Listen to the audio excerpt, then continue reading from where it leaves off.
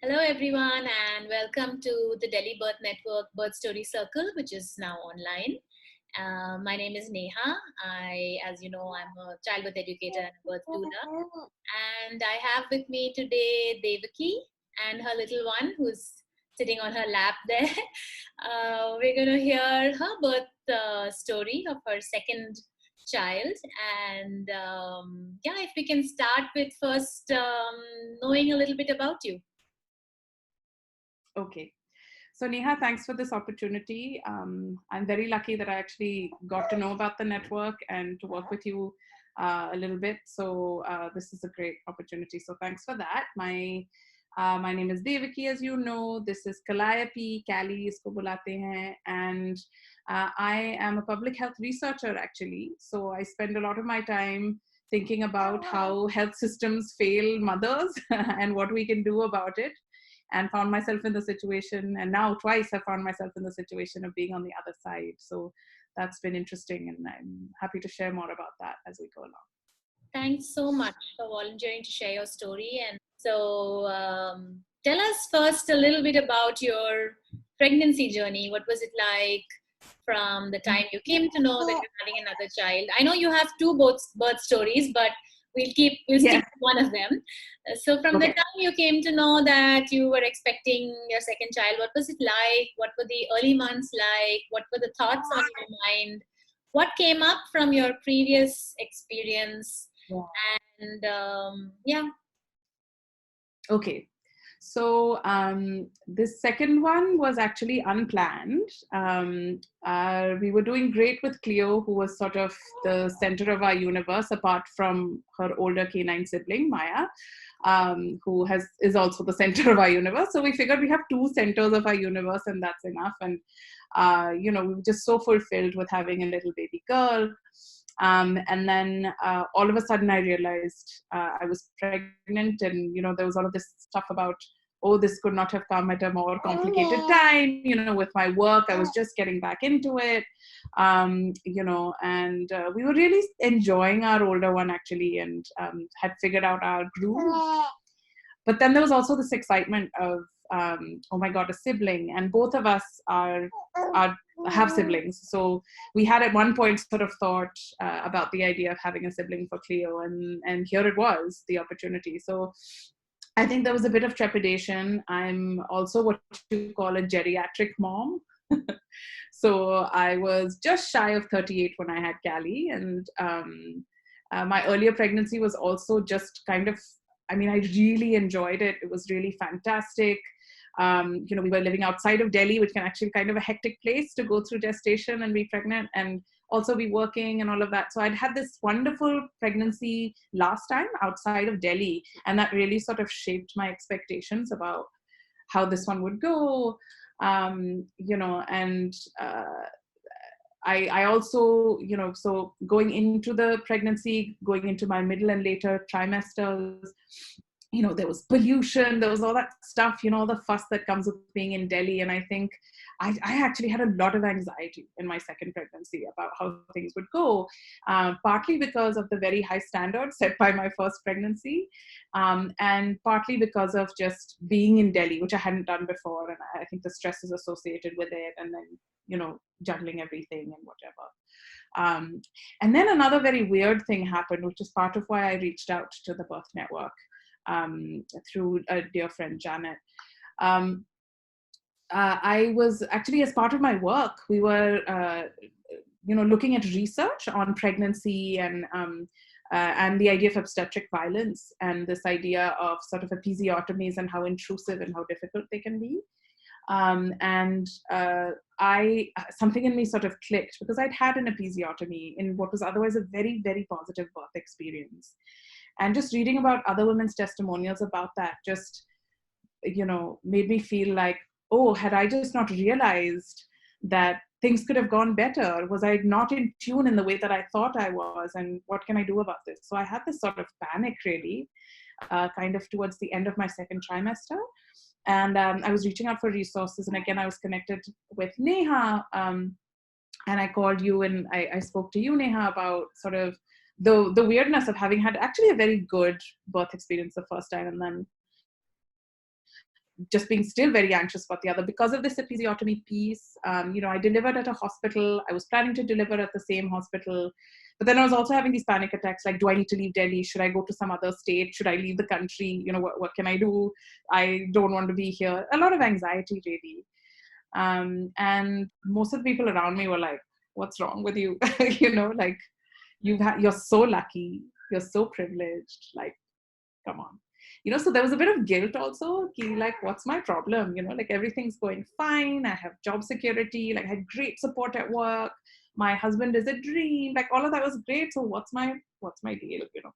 But I think I just needed to be able to talk to someone and be in a different kind of safe space. So I think reaching out to the network and having some of Neha's support gave me that kind of a space.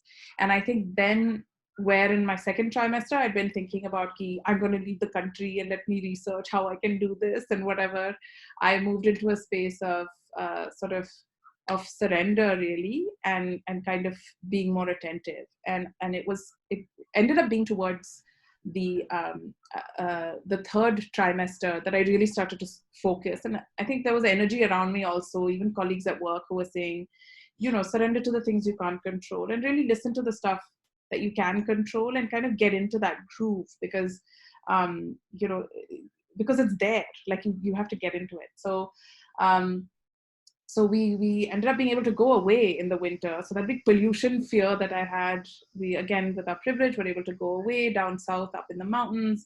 And I had a nice sort of transition into the third trimester. And then in the beginning of the third trimester, a couple of conversations with Neha about how the last time went, sort of what I'm telling you now, how the last time went, and then what were my anxieties about going further, and how she could help. And actually Neha was like, you don't need my help.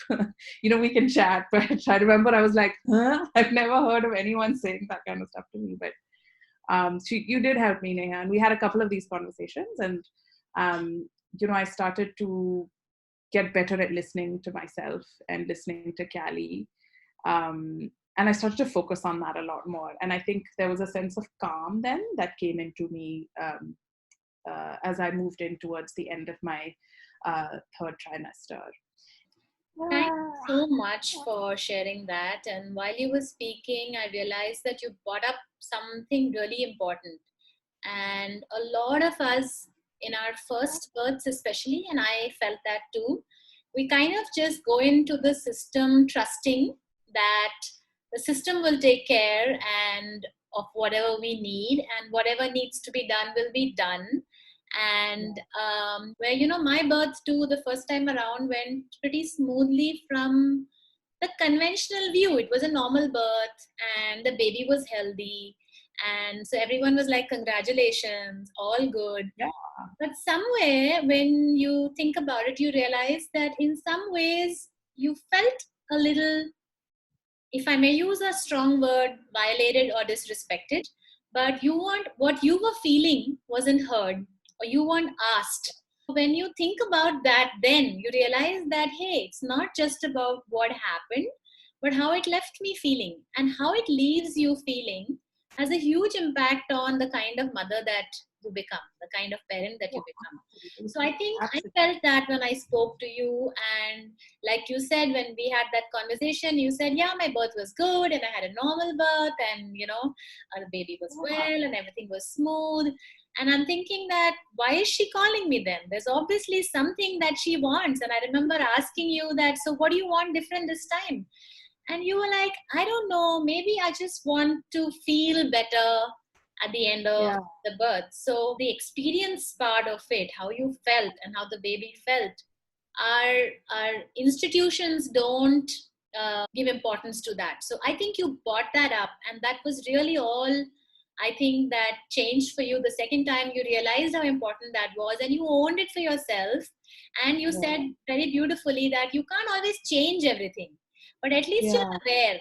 And you're like, okay, I know it's going to be like that. Fine. I'm okay with it. And you're able to accept it and surrender to it, and then it doesn't hurt you. Exactly. Also, and Neha, also, I think there's a bit there about, what you were saying with the first pregnancy. It took me a long time to find my OB. And once I did, I was like, what do I know, so there's this balance on the one hand in the second pregnancy between surrender, but then also assertion and being like, I still may not get what I want, but I want to put out to the universe some of these things. So like I communicated to my OB the problems I had with episiotomy. So, and he's a wonderful doctor, and he talked about it with me, and it was really nice, as opposed to just sort of hearing about friends being freaked out about episiotomies, and then at my delivery, in a very gentle way, the first time around, my OB saying, I'm just going to do this. No consent, but I'm just going to do this. And so me being like, but then still feeling violated. And then, so the second time I'd had this conversation, and, he said that, look, I may still need to do it, but blah, blah, blah. So there was a mindfulness that I had around it also. And I think he also was like, oh, okay, she's in this kind of place. And I think that kind of communication is not at all, as you said, normative, even in the best of circumstances, frankly, everywhere. So I think that was a big sort of difference for me the second time around as well. True. Thanks so much for bringing that up. That's a really important important conversation to have when we talk about births. It's not just whether you had a C-section or a normal birth, or whether you had an episiotomy or you didn't. It is about how that felt for you, what that did to you. Okay, so can you tell us a little bit about how your second birth went? What was that experience like? What were the events like? How did it unfold? How did it feel for you this time? Okay, so my second daughter's timing was impeccable. She came a week early, and as it happened, Neha was out of town too. So we'd been like, okay, we'll catch up next week. And I had a very, very busy week planned before my delivery, lots of meetings and work and, wrapping up and whatever. And, and I had this sort of confidence because of that earlier process of going into sort of surrender and whatever. And it was a Sunday, I remember, the 9th of February. And around 1 a.m., I started feeling some pain, and I was thinking, oh, ye to Braxton Hicks hai. And I just kept an eye out though, because it started to already feel a little bit different, and I was thinking, I had chole, like what's happening, whatever. And I just kept an eye on it. And but there was discomfort through the morning, and then at around 9ish, we got in touch with the doctor. And he said, well, see how you go, time them, what we did last time. And if you're really progressing to that sort of 5 to 7 minute, or in your case, maybe even 10 minutes, because there's a bit of a distance between us and the hospital. He said, just let me know and we'll get started with you, otherwise let's just see how we go. So the day progressed, and, it was sort of, the contraction spacing was like kind of all over the place for a while. And then suddenly it became 10, and then quite quickly it became 7. So we let the doctor know, and he said, okay, main pahunch raha hu, you also get there. And this was maybe in the afternoon, maybe around 3 or 4. Yeah, maybe around 4:30 or something. And then we reached the hospital in about half an hour, 45 minutes. And again, it was not just insane pain or anything like that, but it really did feel like something was happening. And we went to the attending at the hospital, and my OB hadn't reached yet, but he had informed this gentleman, and he was expecting me. So that was nice. I got there, and it wasn't like gone or whatever. And my doctor is also, if anything, sort of very aggressive about the private healthcare system in India, and how it can be very extractive and exploitative. And, so he had really sort of set things up quite carefully for us. So that was really nice. But he was like, go through this entrance, don't go through that. And so we had that support from him. So we showed up, and I had used one of these apps to time my contractions. So, and I showed it to the attending, and I think an intern who was with him. And they were like, do you even know what a contraction is? And I was like, I've had a kid, I know what a contraction is. But then also realizing that I don't need to be like, aapki kya majal, whatever. There's no point getting upset, and like, this is what they're used to. But at the same time, definitely offended that they were like, how do you know, And then there was this piece, kind of hilariously, where the doctor was like, I'll tell you if you're having a contraction. I was like, oh, okay, buddy.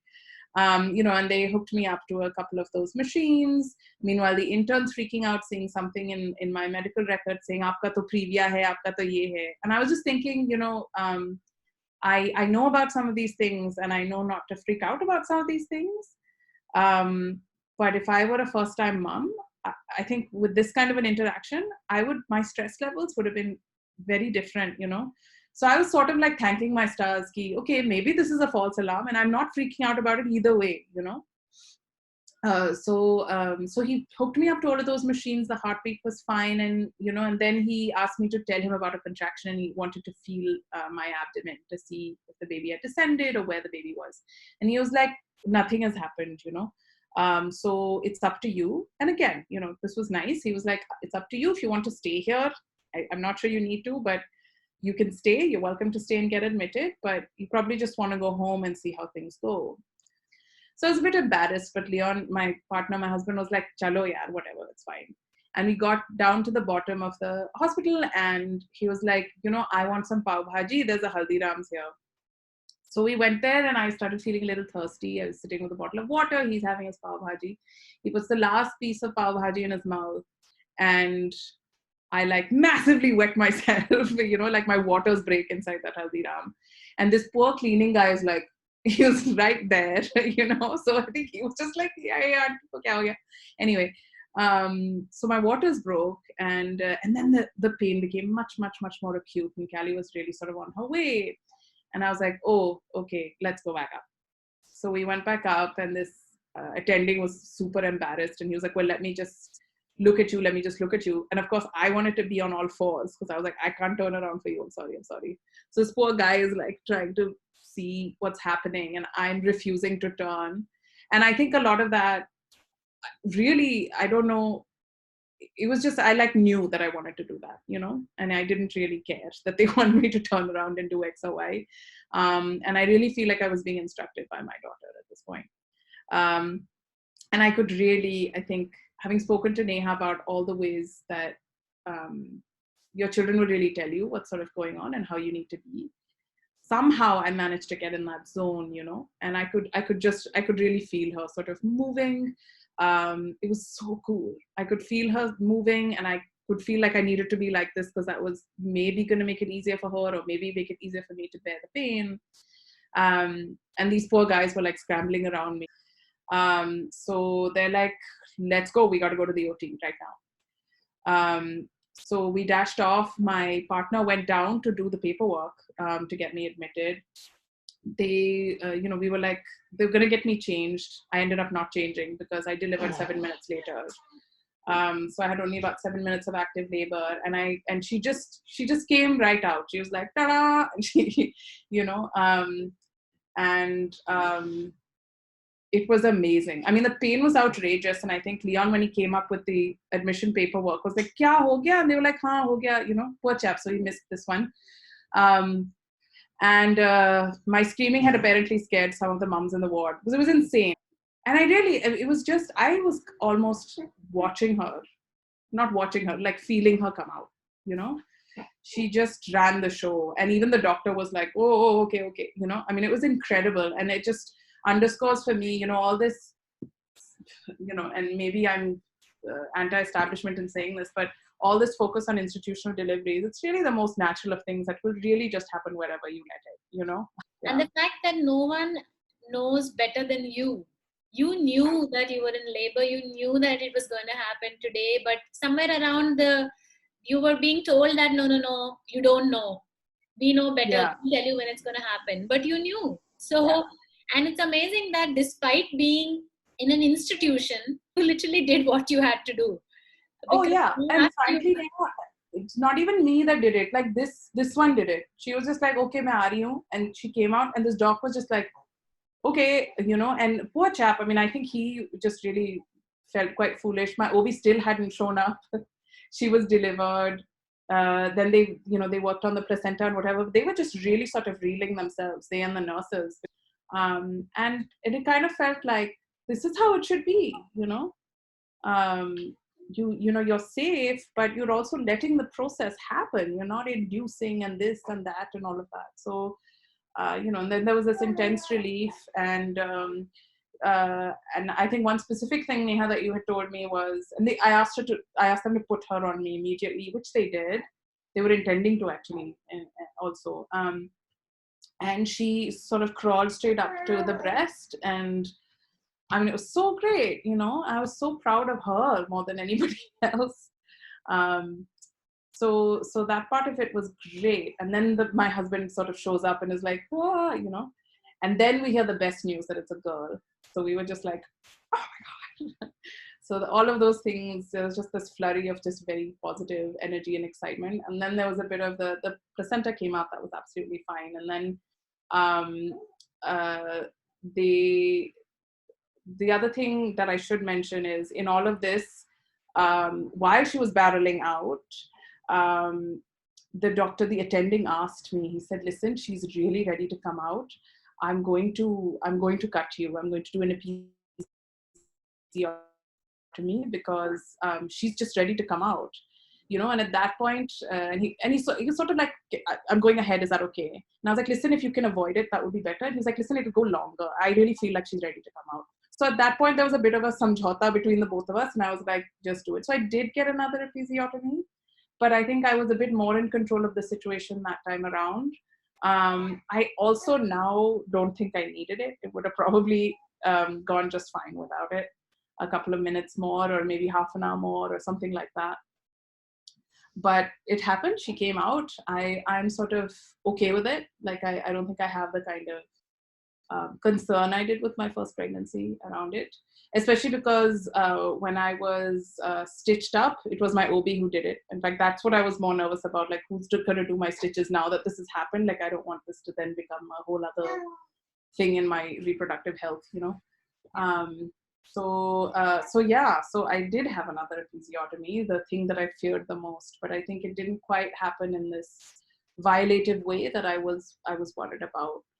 I think everything was amazing this time, but with a new kind of mindfulness that I hadn't experienced the first time around. And I'm just so grateful. I'm so grateful to her, really. It was so amazing. That is so beautiful. Thanks so much for sharing that story. And I think you make it sound really easy. No, it's horrible. And I scared the crap out of the other women in the hospital. So Leon was like, "What did you do?" Later, like when we were sort of chilling with Callie in the room, she was like, "You've really, these other women who are incidentally still in labor," he was like, "You've really like become notorious in this ward, because on the one hand, there were these ear-splitting shrieks that you gave out, and then they were like for this much time, and then, it's one of the shortest active labors they've seen in a while here. Like, everyone's like, ye kya ho gaya, It was really painful. It was outrageous in that way. But I think in the weirdest of ways, if you're kind of planning on listening and being a bit more mindful, you somehow manage to get into that space. That's incredible. And I don't know how to sort of convey that to people, because it's a very personal journey, but it's so cool when it happens. I really wish it for all moms, it's incredible. I think you put that so well. It's not that it's easy. It's not going to go as you plan. It's not going to be easy, but that doesn't mean that it is going to be traumatic. It can still be positive. A positive birth is not a birth that happens exactly as per your plan, because almost no births happen exactly as per your plan. Just letting your mind be as flexible as your body is being right now, just kind of having that be a full experience for yourself. And it's really a gift you can give to yourself. It's incredible when you're able to let that happen for you. Thanks so much. My next question is, how do you think that affects your early days? How does having a birth that leaves you feeling good and empowered, if I can use that word, how does that affect the early days? Because it isn't over. I mean, there are still more challenges and more bumps on the road. And how did that go for you? And how did that link up with, your pregnancy and your birth? So that part was interesting, Neha, because like I told you, I delivered a week earlier than I had planned, and I had really sort of backloaded all of my handover stuff at work, and then just feeling a little bit of anxiety around how to handle that part, because I just really wanted to not be involved with it, but I also wanted to hand it over. So there was frankly a bit of anxiety around that. And then I'd also heard from some friends about how breastfeeding and so on. It's hard. Again, it's one of those things that getting started and having that motivation and keeping things going is hard. I was very, very keen on extended breastfeeding and exclusive breastfeeding both. I did that with my first one. I was very gung ho about doing it with my second, and with some of my friends, they really had trouble. So I didn't. There's those couple of days when you're like, oh, is this gonna go the way that I want? And it's kind of not. But maybe it's one of the things of being a geriatric mom. I was a bit more patient with myself, I guess. And that kind of stuff went okay. It took us about a week or two to really sort of settle in. But she was a champ. Again, once I started just really being like, let me figure out what she needs. Let me just listen to her. It's so easy. They make it really, really easy, and slowly it gets easier and easier for you. It's always super hard in the beginning, but then, your body starts to listen also to your child. So, and then that bond gets tighter and tighter. So it's just incredible, but also involves that surrender. We get bogged down by, these are the things that I need to do in order to breastfeed well, in order to be, to take care of my baby. You don't need to do anything. You just need to be there, present in that moment, and watch your baby and respond to what your baby is telling you. Okay, so my last question is related to what's going on in the world right now. Your baby came just pretty much when things started hotting up. So how did this whole pandemic situation and the lockdown affect you in any way, if it did? So that's an interesting question. I think on the whole, I've just been feeling very grateful. One big thing is having the whole family unit together. So my husband would have otherwise had to go off to work, but he's around much more, and he definitely blows off work all the time and his calls and whatnot to hang out with the girls. So that's been tremendous. So as a family unit, we've had that time. On the other hand, with the extended family, it's been harder because his parents, of course, live in another state. My parents also, I guess, live in NCR, so another state. So having that grandparent kind of piece is something that we have missed. And then also, it's been a bit full on without help, obviously, with the lockdown. But, again, there's this sort of piece of how you want to receive that, and just being so grateful that we have the resources to keep everything going. Yes, we're running our own house, but we're running our own house. Like, my husband's been cooking wonderful food, which I'm sure this one's enjoying through nursing, and we're incredibly lucky, and I think trying to focus on that much more than some of the inconveniences is also important. And I'm not saying I didn't have my moments and a little bit of the postpartum sort of piece of the blues and the adjustment and some of those kinds of things. But I knew to try to be more patient with myself. I'm also grateful in a weird way that this is not something that affects babies and lactating mothers to the extent that it does other age groups and populations. And, so I'm very grateful for that. And then, of course, one hears about, so I have friends who work in this space with some of the mums who are migrants, who are just, not getting food, feeding sugar water to their children. I mean, it's outrageous. So this COVID has really brought out the worst in a lot of situations across the country. And so there's a helplessness about that, but then also protectiveness about, like, I'm going to try to make this the best time for such a critical period for babies, Thanks so much for that really balanced view on this. And I think that's what it is. There are some things that we miss in this situation, but there are a lot of positives that come with it. And I see, for as far as a family unit is concerned, as far as a young child, who all that young child needs is the closeness with the parents. As far as that is concerned, this has only made it actually better in some sense. So, yeah. And developing patience as parents and trying to work on yourself also as a parent. I think this has been, I hope that people see this as an important opportunity to do that and find other ways of connecting with extended family, and try to use some of our privilege in meaningful ways. Very good. Thanks so much for sharing your story, which was full of so many lovely lessons, I would say, and I'm sure a lot of people will benefit watching this. Thank you so much. I hope so. I hope so. Thank you so much. I think you're a big part of why this went the way that it did. So I'm very My grateful. pleasure. I feel equally as blessed. Thanks. Thank you.